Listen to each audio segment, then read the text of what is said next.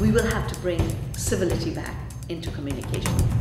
I think we're going to have to figure out how to not move around as much. We can better track the creators of this pollution. The food will be very expensive. There's a lot of industrial use of water that could be eliminated. It could still be an exceptionally sophisticated society.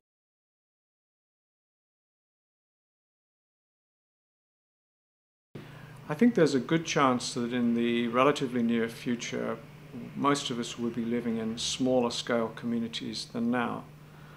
Despite the fact that the current trend is towards more and more people crowding into very large cities, I think it's clear that those cities are extremely expensive energy-wise, and they also have vast and spreading ecological footprints which we know are unsustainable. I used to think New York, what a crazy, chaotic place and sort of a waste of energy, but it's really an amazingly efficient place. You can ride the subway, you don't need a car, you know, people live in buildings and buildings are communally kept. It's far more efficient than all of us getting up and moving to Montana.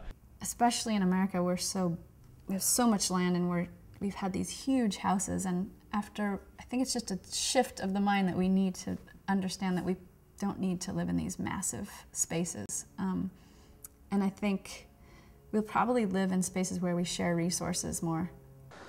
Some of those problems really go away when your car is not a polluting source but an energy source, and your car can actually provide energy to your home, and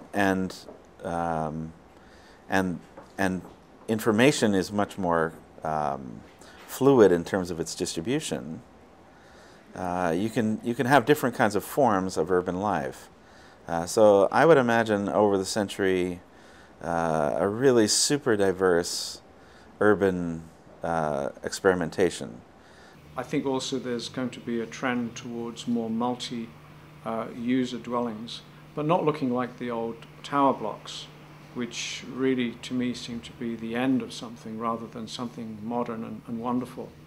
It makes no sense at all to stack people up in the sky like that, because they all depend on really complex systems, lots of cheap energy, and those assumptions cannot be sustained into the future. Promotion of the countryside will be a very important aspect of designing of our cities.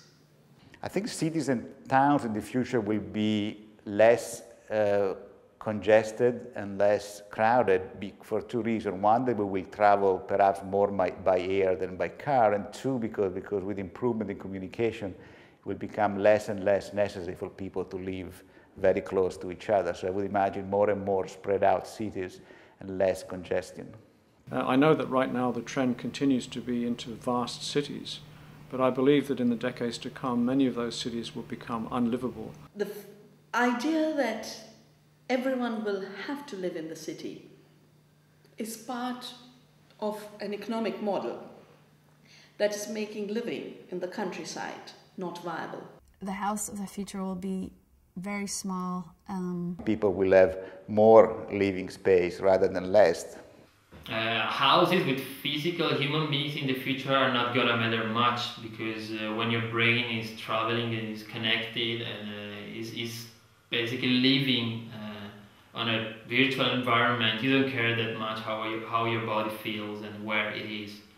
Today's little prisons, little apartments where we shut out the sun, we shut out nature, we shut out each other and think we are building society, I think that will be obsolete.